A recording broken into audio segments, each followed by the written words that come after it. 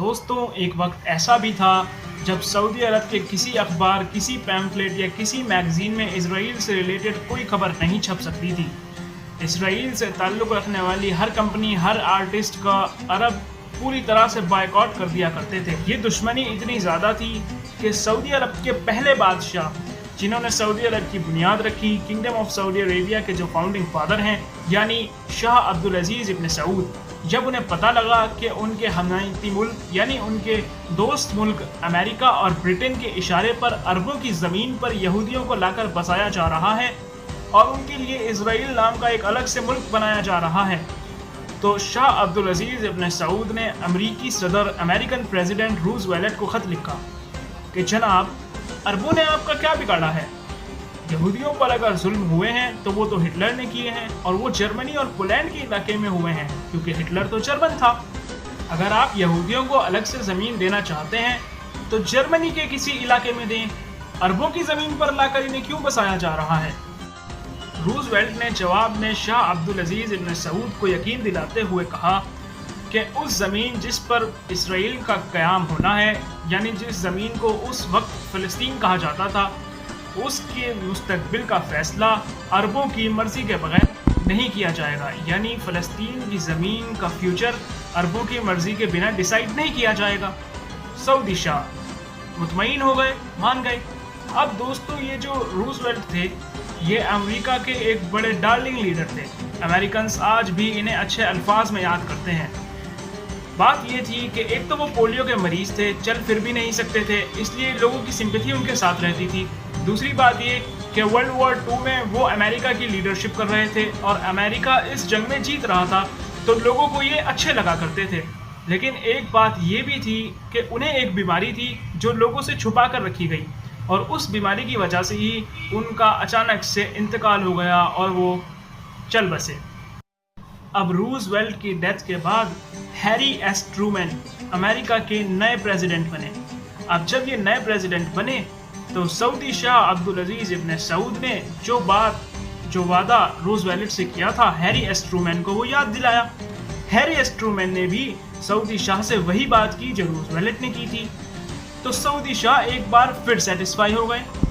अब दोस्तों, यहाँ इस हिस्टोरिकल इवेंट में एक नए कैरेक्टर की एंट्री होती है, और इस नए कैरेक्टर का नाम है शाह फैसल बिन अब्दुल अजीज़ आल सऊद। जी हाँ, ये वही बादशाह हैं सऊदी अरब के जिनके नाम पर जो लोगों में इतने ज़्यादा चहीते थे कि इनके नाम पर पाकिस्तान की कैपिटल सिटी इस्लामाबाद के अंदर शाह फैसल मस्जिद भी है। इनके नाम पर एक अलग से मस्जिद बनाई गई थी, ठीक है, और पाकिस्तान में एक शहर भी इनके नाम पर बसाया गया था। तो ये जो शाह फैसल बिन अब्दुल अजीज़ इब्न सऊद थे, ये सऊदी बादशाहत में, सऊदी अरब की किंगडम में उस वक्त वज़ीर ख़ारजा थे। मैं बताना चाहूँगा कि वज़ीर ख़ारजा का मतलब होता है मिनिस्टर ऑफ फॉरेन अफेयर्स। तो ये foreign affairs, ministry of foreign affairs को संभाला करते थे। तो अपनी इस पोस्ट की वजह से अमेरिका के साथ ये जो भी गुफ्तगू हो रही थी, ये लेटर्स का लिखना और सऊदी शाह को मुतमईन करवाने वाला मसला, और ये इसराइल से रिलेटेड जो भी अमेरिका के साथ बात हो रही थी, मिनिस्टर ऑफ फॉरेन अफेयर्स होने की वजह से ये सऊदी अरब की तरफ से ये सारा मैटर शाह फैसल बिन अब्दुल अजीज़ ही संभाल रहे थे। तो सऊदी शाह के हुक्म पर शाह फैसल ही ये मैटर संभाल रहे थे। तो वो इस मैटर को संभाल रहे थे और बड़े अच्छे से संभाल रहे थे। अमेरिका ने वादा कर लिया था, अब अमेरिका को ये वादा पूरा करना था। तो आपके दिमाग में ये सवाल आना चाहिए और आ रहा होगा कि अमेरिका को ये वादा कहाँ पूरा करना था। तो अमेरिका को दोस्तों ये वादा पूरा करना था यूएनओ की जनरल असेंबली में। तो अक्टूबर 1947 में, यानी जब इंडिया और पाकिस्तान का पार्टीशन हुए सिर्फ 2 ही महीने हुए थे, तब यूएनओ की जनरल असेंबली में एक वोटिंग रखवाई गई। और वोटिंग सिंपल वर्ड्स में सिर्फ ये थी कि यूएनओ के मेंबर्स जो कंट्रीज़ हैं, उनको ये वोट करना था कि इजराइल बनना चाहिए या नहीं। तो आपको जानकर हैरानी होगी कि इस वोटिंग में इंडिया और पाकिस्तान दोनों ही ने इजराइल बनने के अगेंस्ट में वोट दिया, यानी कि इजराइल नहीं बनना चाहिए। और सऊदी अरब से क्योंकि अमेरिका ने वादा किया था, तो सऊदी अरब को यकीन था कि अमेरिका भी इस वोटिंग के अगेंस्ट वोट करेगा। लेकिन अमेरिका ने अपना वादा तोड़कर, अपने वादे के खिलाफ जाकर इजराइल के फेवर में न सिर्फ वोट दिया बल्कि लॉबिंग भी की। अब इस बात से शाह फैसल को बड़ा गुस्सा आया, और शाह फैसल का गुस्से में आना जायज़ भी था, क्योंकि ये वही सऊदी अरब था जिन्होंने वर्ल्ड वॉर 1 के दौरान सल्तनत उस्मानिया से बगावत करके अमेरिका का साथ दिया था। सल्तनत उस्मानिया ख़त्म करने में भी इन अरबों का बहुत बड़ा रोल था। ब्रिटेन को फ़लस्तीन के और अरब इलाके में कदम जमाने का मौका भी इन अरबों की वजह ही से मिला था, और यहूदियों का अरब इलाके में आने का रास्ता भी उसी दौर में खोला गया था। तो और थोड़ा सा मुझे ये भी लगता है, ये मेरा पर्सनल ओपिनियन है, कि क्योंकि ये अरब जो पहले वर्ल्ड वॉर में सल्तनत उस्मानिया के साथ जो बगावत कर चुके थे, अब इन्हें शायद उसका कहीं ना कहीं पछतावा था, ये उसका पश्चाताप करना चाहते थे। ये सिर्फ एक पर्सनल ओपिनियन है, इसीलिए ये अरब इसराइल के इन यहूदियों के क़याम के लिए इतने ज़्यादा इसके अगेंस्ट में रहते थे। दूसरा ये कि उस दौर में अमेरिकन जो कंपनी थी, अमेरिका के शुरुआत से ही अरब से पहले दिन से अच्छे ताल्लुकात थे। उसकी वजह एक ये भी थी कि अमेरिका की कंपनियों ने अरब के इलाके में तेल निकालना शुरू कर दिया था, जिससे अमेरिका और सऊदी अरब के बीच ट्रेड रिलेशंस भी हो गए थे। अब अरबों के पास पैसा आना शुरू हो गया, क्योंकि अरब से जो तेल निकाला जाता था वो लगभग पूरे यूरोप में सप्लाई किया जाता था, तो इसकी वजह से अरब अमीर हो रहे थे। तो इन अरबों के पास नया नया पैसा आना शुरू हुआ था, ये नए नए अमीर थे और नए नए इलाके की नई हुकूमत इन्हें मिली थी। लेकिन ये अरब अमीर तो हो गए थे, लेकिन अभी भी इनके अंदर वही पुरानी ज़िंदगी की कुछ एक्सट्रैक्ट अभी भी बाकी था। इससे पहले अरब जो ज़िंदगी जीते थे वो सूखे मैदानों की, गर्म गरीबी, कच्चे मकानों वाली ज़िंदगी थी। ऊँट पे सवारी करना, कच्ची सड़कें, रेगिस्तानी ज़मीन, टेंट लगाकर बेडुइन लाइफ जीना, बदूवी ज़िंदगी जीना। तो इन अरबों के लिए अभी भी वैसी ज़िंदगी जीना कोई मुश्किल काम नहीं था। और दूसरा, अरब की उस ज़माने में ईरान से ना ऐसी दुश्मनी थी जैसी आज है। इसके ऊपर से अरब ऐसी लग्जरी लाइफ नहीं जी रहे थे जैसी आज के दौर में अरबों के बच्चों के पास, अरब शहजादों के पास 20-20, 30-30 लग्जरी गाड़ियों का कलेक्शन होता है, प्राइवेट जेट्स होते हैं। इस तरह की लग्जरी लाइफ के भी अरब आदी नहीं थे। तो उस ज़माने के अरबों को दौलत की ऐसी चमक धमक उन्होंने नहीं देखी थी। तो उस ज़माने के जो अरब थे, यानी 1947 और 48 के, उनके लिए लड़ना मरना और अपने नज़रियों के लिए, अपने नज़रियात के लिए, अपने उसूलों के लिए अपना सब कुछ कुर्बान कर देना कोई बड़ी बात नहीं थी, क्योंकि कल तक तो वो लोग एक बददुई ज़िंदगी जी रहे थे और उसमें रह रहे थे। तो अब अगर ये लोग जंग करते और इनका सारा माल दौलत सब चला जाता, तो वापस से वैसी बददुई ज़िंदगी जीने में उनके लिए कोई बड़ी बात नहीं थी। तो सऊदी अरब ने Soviet Union, Russia, Britain, America, इन सब मुल्कों की परवाह किए बगैर, जो कि इसराइल के क़याम के हक़ में थे, इसराइल के साथ खड़े थे, इन सब की परवाह किए बगैर इस फैसले के ख़िलाफ़, यानी इसराइल के क़याम के ख़िलाफ़ फ़लस्तीन में फ़ौजी बगावत करवा दी। तो अरबों ने, यानी कि वो अरब जो मेजरली वो अरब जो इसराइल के पास थे, यानी पैलेस्टाइन के अरब, सीरिया के अरब, इजिप्ट के अरब, यानी मिस्री और शामी, तो इन लोगों ने इनके इलाकों में जो यहूदी मौजूद थे उनकी पिटाई करना शुरू कर दी, और जो यहूदी इसराइल वाले इलाके में रहते थे उन पर ये लोग टूट पड़े, क्योंकि वर्ल्ड वॉर 2 भी अभी ख़त्म हुआ था। तो उसमें से बचा हुआ बहुत सारा हथियार और गोला बारूद अरबों के पास था, और वो ऐसा ज़माना था, इतना एडवांस ज़माना 1948 तक तो नहीं था। आप समझ सकते हैं कि इस तरह की दो पार्टियों वाली लड़ाई तीर तलवार से भी अच्छी खासी हो सकती थी, और वो अरबों के पास बहुत था। तो और ये अरब, जाहिर है अब अरबों के इलाके में ये लड़ाई हो रही थी, वहाँ अरबों की ताकत भी ज़्यादा थी, अरबों की क्वांटिटी भी ज़्यादा थी, अरब तादाद में भी ज़्यादा थे।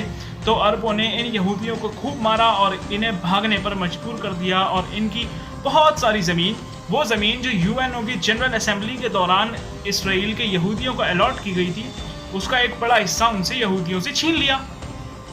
लेकिन दोस्तों, अब इस जंग में एक नया मोड़ तब आया जब पूरी दुनिया से यहूदी सिपाही, वो यहूदी सिपाही जो वर्ल्ड वॉर 2 लड़ चुके थे, ये बैटल हार्डन सोल्जर्स थे, जंग का सर्दी गर्मी अच्छा बुरा हर तरह का माहौल देख चुके थे, वर्ल्ड वॉर 2 में लड़ चुके थे, तो ये वेल एक्सपीरियंस्ड सोल्जर थे। पूरी दुनिया से आकर इसराइल के इलाके में जमा होना शुरू हो गए। और दूसरी बात ये कि इन्हें अब उम्मीद थी, इन यहूदियों को उम्मीद थी कि सदियों बाद, बरसों बाद इन्हें एक नया मुल्क मिलने की उम्मीद थी, कि इन्हें अपना मुल्क मिलेगा जो केवल और केवल यहूदियों का मुल्क होगा। तो ये लोग इस लड़ाई में पूरी दिल और जान से लड़े, इन्होंने मेहनत से लड़े, और वो इलाका जो अरबों ने पहले यहूदियों से छीन लिया था इन सोल्जर्स के आने से पहले, इन सोल्जर्स के आने के बाद इन्होंने अरबों से अपना वो इलाका वापस ले लिया। तो 1948 की जंग में मैं आपको बता दूं कि इंडिया और पाकिस्तान भी सऊदी अरब के साथ थे, मेजरली सऊदी ख़ानदान के साथ थे। तो 1948 की अरब इसराइल वॉर कुछ इस तरह से ख़त्म हुई कि जुलाई 1948 के एंड में एक पीस ट्रीटी हो गई। पीस ट्रीटी भी क्या कि इसमें जंग ख़त्म तो नहीं हुई, लेकिन जो अरबों की फ़ौज और यहूदियों की फ़ौज दोनों अपनी अपनी जगह पर बैठ गई, यानी गोली अब नहीं चलेगी। और जंग का कुछ कंक्लूजन ये निकला कि जो इलाका अरबों ने यहूदियों से छीन लिया था, यहूदियों ने अरबों से उसे वापस ले लिया था। तो पीस ट्रीटी होने के बाद इसराइल ने क्या किया कि जो अरबों के मुल्क थे उन्हें छोटे छोटे डिवीजन्स में अपने अकॉर्डिंग बांटकर उन्हें टारगेट करके उनके अलग अलग हुक्मरानों से जाकर बात करनी शुरू की और जंग के लिए कुछ शर्तें तय करने लगा। इसी दौरान अरबों ने जुलाई 1948 की पीस ट्रीटी के बाद दिसंबर 1948 में एक ऐसा काम किया जिसे आप ना जानते हुए भी जानते हैं। वो कैसे? आप इसे ऐसे जानते हैं कि आपने कभी ना कभी इस काम के बारे में, अरबों ने जो ये किया था, कभी ना कभी इसके बारे में सुना होगा, चाहे बातों बातों में या व्हाट्सएप मैसेजेस में, कहीं ना कहीं आपने इसके बारे में ज़रूर सुना होगा। तो अरबों ने किया ये कि सीरिया के शहर दिमश्क यानी डमस्कस, जहाँ पर सलाहुद्दीन अय्यूबी की कब्र भी है, वहाँ अरबों ने अपना एक अरब लीग का ऑफिस बनाया और इसमें सारे अरब मुल्क शामिल होकर इन्होंने एक मीटिंग की जिसमें यह तय किया गया कि अरब इसराइल को एज अ कंट्री, एक मुल्क की तरह कभी एक्सेप्ट ही नहीं करेंगे। उन्होंने ये फैसला किया कि अरब इसराइल को ज़िंदा ही नहीं रहने देंगे। अरब इसराइल से काम करने वाली हर कंपनी, हर आर्टिस्ट, हर एक्टर का बायकॉट करेंगे।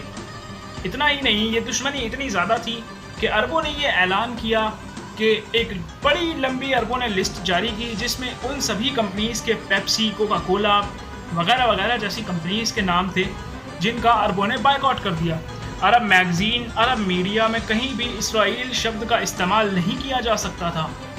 या बस अरब इतने पे ही रुक गए? नहीं, अरबों ने ऐलान किया कि ऐसी कंपनीज़ जो उन कंपनीज से ताल्लुक़ रखती हैं, जो इसराइल से ताल्लुक़ रखती हैं, अरब उनके साथ भी कारोबार नहीं करेंगे। फॉर एग्ज़ाम्पल, कोई एक्स कंपनी है, वो इसराइल से ताल्लुक़ रखती है, एक्स कंपनी के इसराइल के ताल्लुक़ हैं, इसलिए अरब एक्स कंपनी को तो बायकॉट करेंगे ही, लेकिन अगर एक्स कंपनी के एक वाई कंपनी के साथ ताल्लुक़ हैं तो अरब इस वाई कंपनी का भी बायकॉट करेंगे, क्योंकि ये एक्स कंपनी से जुड़ी है जो कि इसराइल से कारोबार करती है। ये दुश्मनी इतनी ज़्यादा थी। तो अब आपको अंदाज़ा हो रहा होगा कि अरबों की और इसराइल के यहूदियों की दुश्मनी किस हद तक थी। लेकिन आज आप देखते हैं कि अरबों की इसराइल से मोहब्बतें, अरब इसराइल के बढ़ते हुए रिलेशंस, तो 70 साल पहले तक तो ये एक दूसरे को बर्बाद करने के लिए, अरब इसराइल को मिटाने के लिए किसी भी हद तक जा सकते थे। तो आज ऐसा क्या हुआ कि अरब और इसराइल के रिलेशंस इतने मजबूत होते जा रहे हैं? शाह फैसल कैसे जब बादशाह बने तो क्या हालात थे? सऊदी अरब ने अमेरिका का तेल क्यों बंद किया और अमेरिका का तेल बंद हो जाने की वजह से अमेरिका की इकोनॉमी पर क्या असर पड़ा, अमेरिका के क्या हालात उस वक्त हो गए? ये सारी बातें जानकर ये कहानी और भी दिलचस्प हो जाएगी, लेकिन क्योंकि ये वीडियो ज़रा थोड़ी लंबी हो चली है तो इस वीडियो का मैं दूसरा पार्ट जल्द ही अपलोड करूँगा, जिसका नोटिफिकेशन भी आपको ज़रूर ही मिल जाएगा, क्योंकि आपने इस चैनल को जो है सब्सक्राइब करके बेल आइकन दबाया हुआ है। तो ठीक है फिर माय डियर फ्रेंड्स, इस वीडियो के अगले पार्ट में मिलते हैं। तब तक have a good day, take care.